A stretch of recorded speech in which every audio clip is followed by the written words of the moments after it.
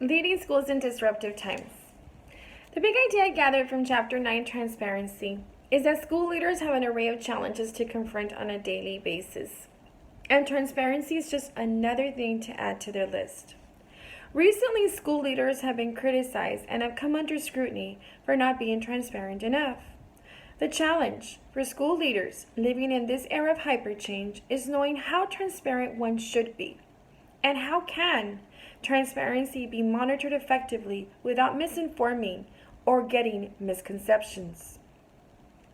My aha moment came to me when I read that many parents and students now turn to Twitter and other social media platforms for vital school information. Thus, one person that came to mind was my school principal, who is constantly on Twitter relaying information to her followers that include teachers, students, and parents. This demonstrates one way she uses transparency in the era of hyperchange.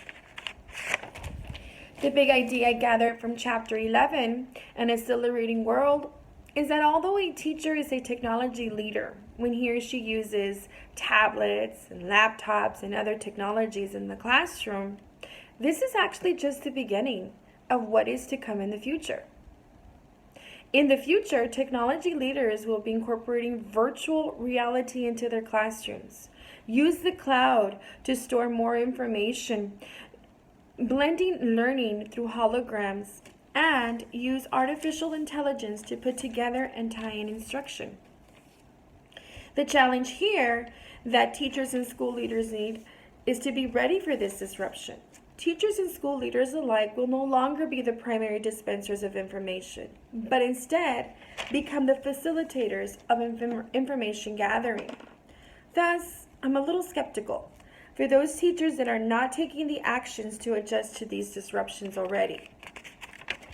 In truth, we've all spent decades, teachers, school leaders, and parents, trying to develop our schools for today.